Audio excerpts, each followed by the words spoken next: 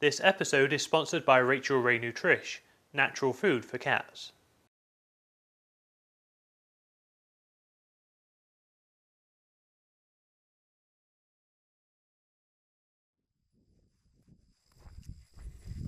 Well, the owner, Carolyn Atchison, just came out yelling at me, asking if I had any idea what I was doing. She's in that white Chevy pickup. So I turned the Google Glass on, and she decides to try and run me down out here. In June 2013, a domestic pet rescuer alerted Big Cat Rescue of a very tragic situation of malice and neglect occurring at the facility. This rescue group said a woman had been operating a pound and feeding the live dogs and cats that were surrendered to her backyard collection of lions, tigers, bears, wolves, 1 cougar, and 1 leopard.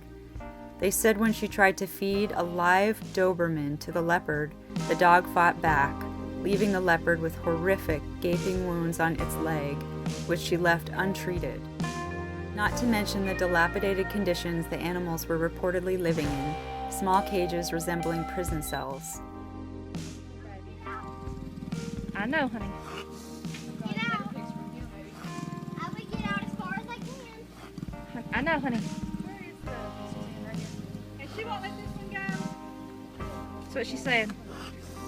Hi, honey. I know. I'm so sorry. After several months of going back and forth with her, Carolyn finally agreed to surrender her animals.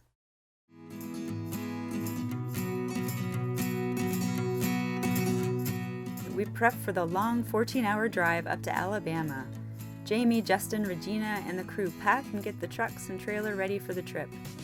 You never know what to expect on a rescue, so we come prepared for any type of situation.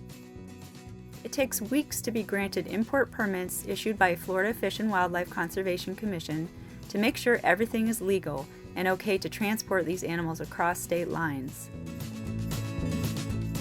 Fortunately, the animals are currently in the process of being rescued by several other groups, and Big Cat Rescue is finally able to step in as well.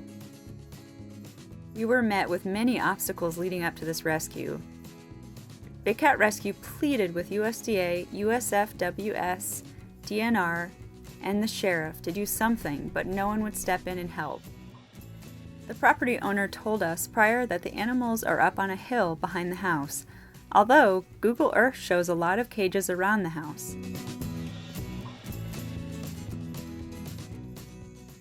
His gate down there on that end. I thought that end would be better because if he goes in the cave, we can't get him out. I'll have to trap him, after we get everything set up. Which he's usually pretty good about stuff, but he just, been kind of ornery lately because he's lonesome. Okay, that's Patty and Osha, the female lion, and the male tiger. Okay.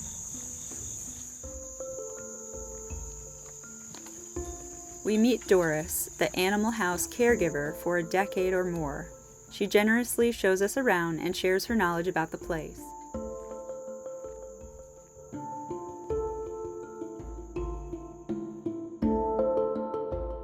Animal House looks to be a very tragic place that is extremely run down and overgrown, with woods containing small, rickety, open-top cages made of chain-link fences.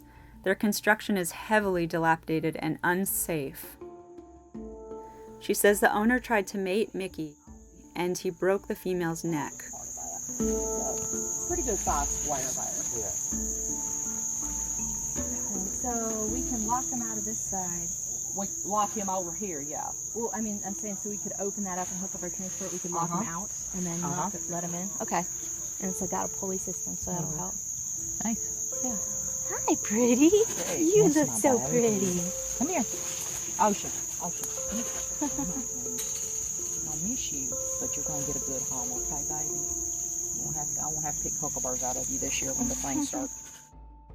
The crew wanders around and explores the grounds. No, I'm guessing those cages are 7, maybe 8 feet high. There's a lion and a tiger somewhere in that jungle.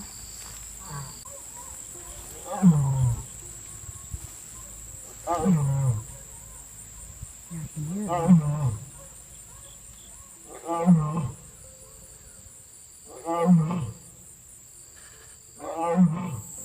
there's the tiger right there. Well, I'd be dead, wouldn't I? I would be dead, wouldn't I, Miss Tara? I know. We're gonna make sure you get a good home.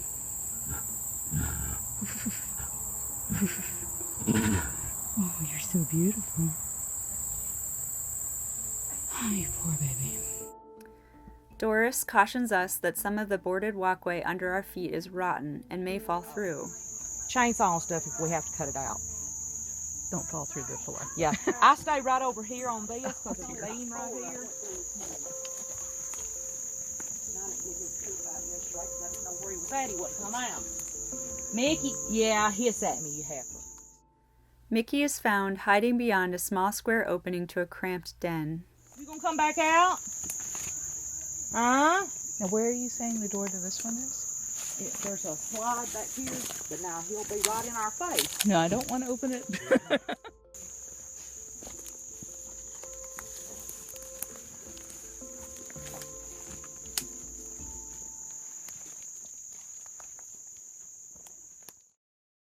Tara, come here. Hey, Knothead, turn around. The conditions here at Animal House are absolutely horrifying.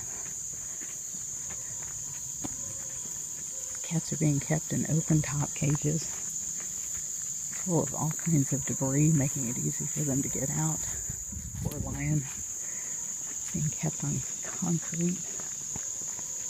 Lots of empty cages from where cats have probably died. Surely died.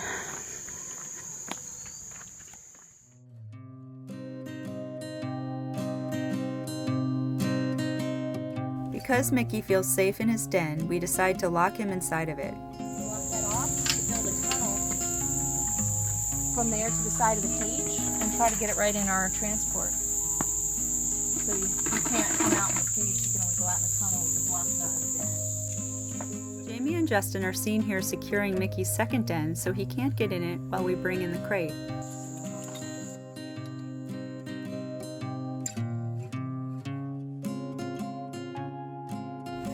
With the plan in place, Jamie and Regina first stick our 2 carrying poles through the outside of the fence over his other den opening to slow him down if he tries to attack us when we enter in order to clip a panel of wire over the den opening. Moving a scared and neglected big cat from one enclosure to another can be quite challenging, and we take great caution when attempting this. Nerves race for a moment as Jamie and Doris rush into Mickey's cage to quickly attach a piece of fence over the opening of the den, securing him inside. Yep. Oh.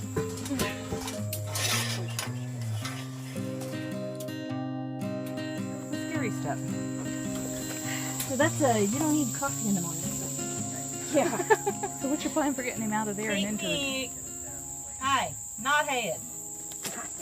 Yeah, Can you see the you flashlight? hissing at me. Do you see it down there? His The head. spotlight? No. I have this blind corners, I don't know. Yeah, If because we'll be able to it's an see L it. shape in there. Yeah. Well, that thing, we could open it, and there is a little thing over here, a little grating thing. So many more bolts off. I think you're right. We could just take this off and it'll roll that way to the corner, and we can bring our cage right through here. Take this and come down. Yeah, we gotta cut this thing loose. We have to rip away the cage wall to get our transport into place in front of his den opening, and have to cut through the piping because it is too tall.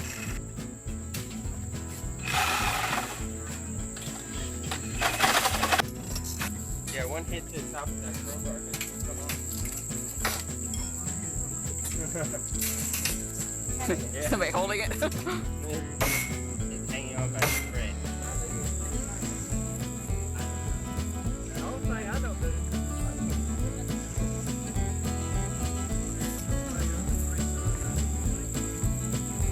Well, the scary thing is, if they go to sleep out there in the weeds, you don't know when they went to sleep. Joel, the former keeper, seen here cutting the wire and carrying the crate, was a great help to the team.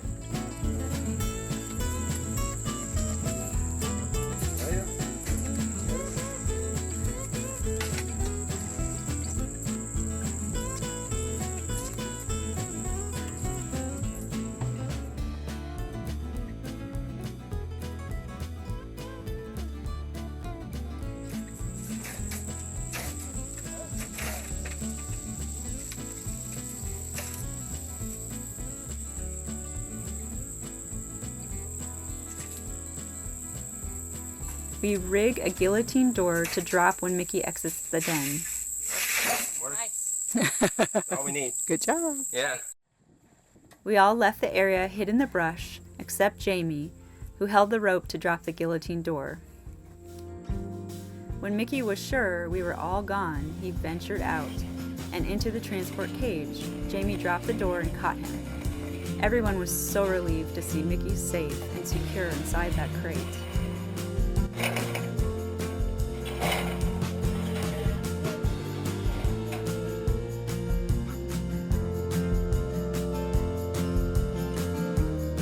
Footage wasn't able to be captured as Mickey entered his crate.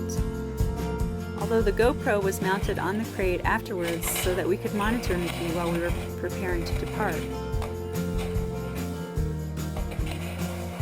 With the footage captured, you can see the extent of the damage to Mickey's back legs, which bow horrendously. We believe he has not had vet care in many years. Doris said he had been that way for over a year, and that Tara, the tiger, is starting to have the same problem. We found out Monday, August 18th, at our vet, that it is because his ACLs have torn. This has to be extremely painful because every step he takes causes the bones to rub against each other and the knee slides from side to side. What makes it even worse is all of the calcium buildup from arthritis that he has. The crew carries Mickey out into a shaded area to wait for the vet.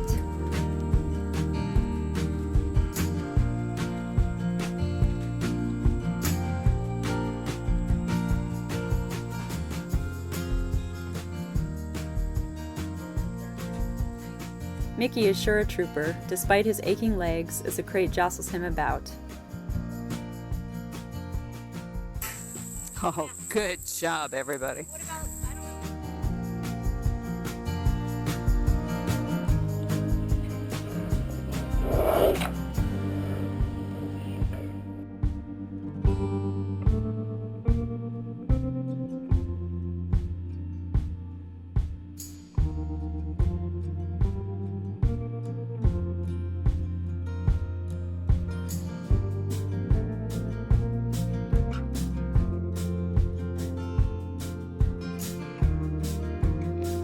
Jamie tries to feed Mickey, but he's still a little too on edge.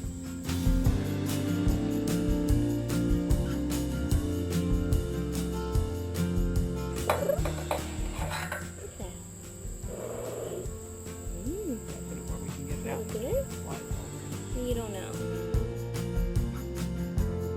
Mickey, alarmed at first by the new environment, hot and tired, slowly begins to calm down and takes a break. He is naturally sensitive to people talking and noises around him. It's hard to fathom what he must have endured, but fortunately, he starts to settle in and show less distress. It's a beautiful moment to watch him gazing beyond the crate, knowing he has been liberated from such cruelty and neglect.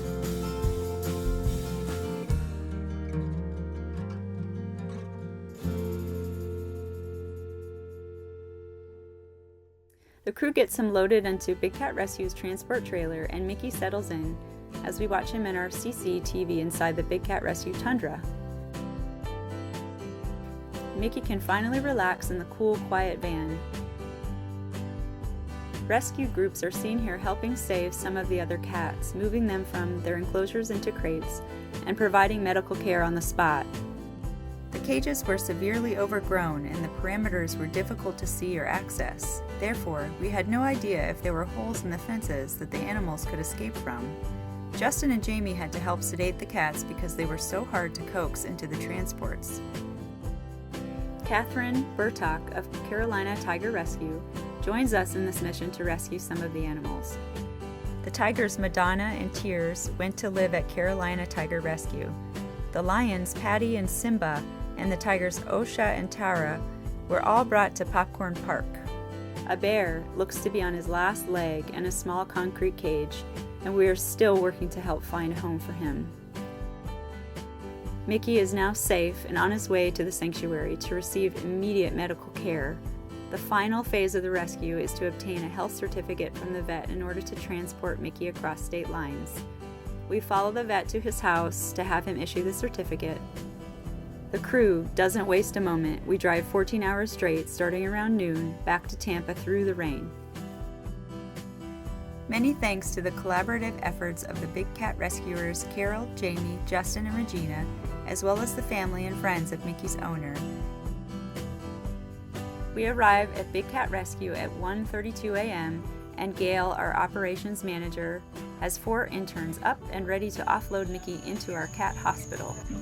It's 1:32 a.m. Monday morning, August the 18th, and Regina and I just rolled in from the rescue in Alabama. Gail got the interns up. Thank her. Thank you, Gail.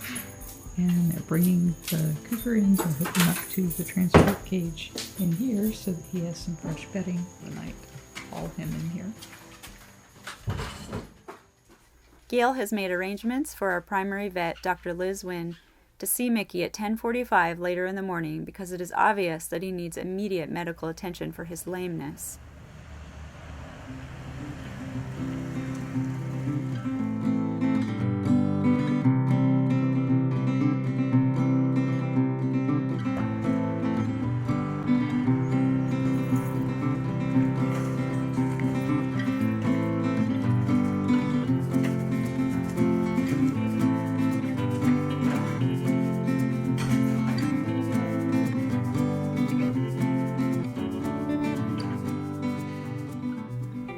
Dr. Liz Wynn sedates Mickey in order to examine him.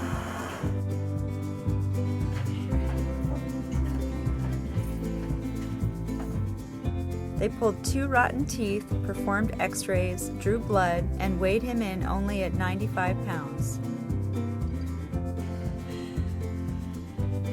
Oh yeah, he's broken those teeth off.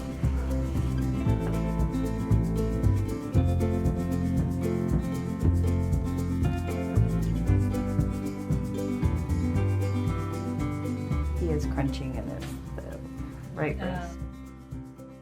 For over a year, he's been walking this way. All his muscle mass is gone.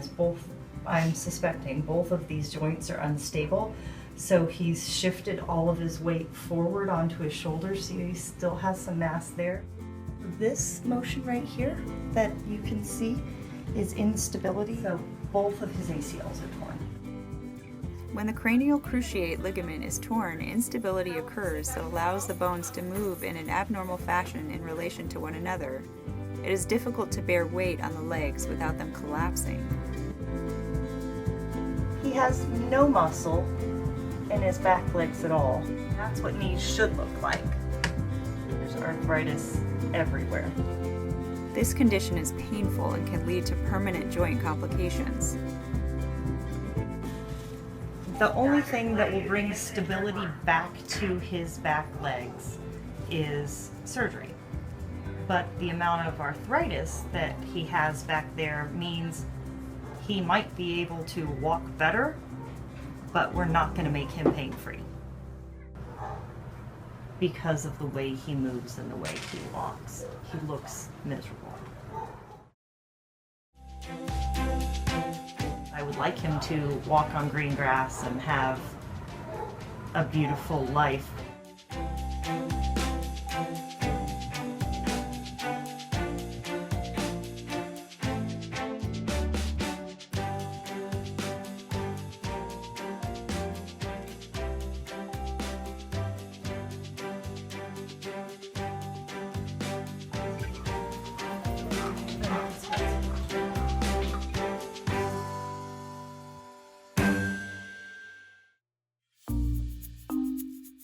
In addition, 2 rotten teeth were discovered.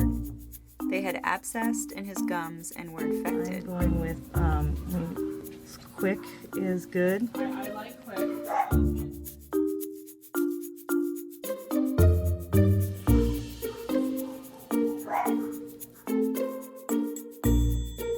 Dr. Wynn is seen here removing the teeth, and afterwards she gives him a long-acting antibiotic injection. This little black line is good. Little black line good. I mean, we're not going to fix him, but can we make him comfortable enough to have a good quality of life? That's the question. There are steps that we're making that improve his quality of life, definitely. We attempt to manage his pain, but what we can't do is bring stability back to his joint because of the damage that's already done. So we can't make that joint stable, but at least we can make him less painful.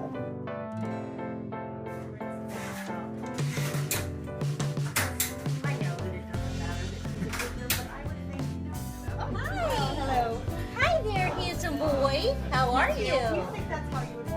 We hope there will be a surgical option that will allow Mickey to live a long, healthy life free from pain and immobility. For now, we're making him as comfortable as possible and providing him with the best care and love imaginable.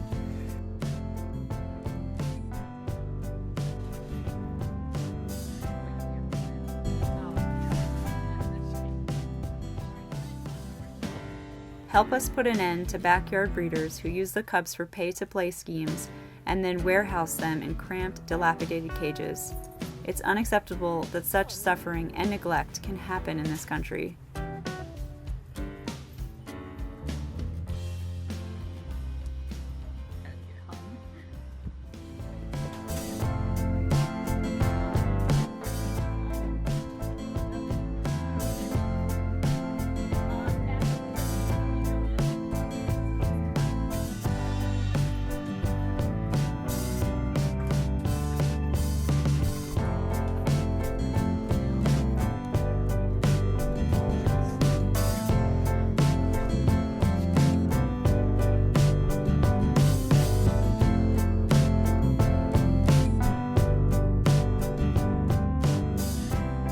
Surprisingly, Mickey is in very good spirits. He's also picked out a few volunteers and interns as his favorite people. He comes out of his cozy den for food treats, and he's very playful. Please continue to follow Mickey the Cougar's story, and thanks to everyone who worked together to make this rescue possible.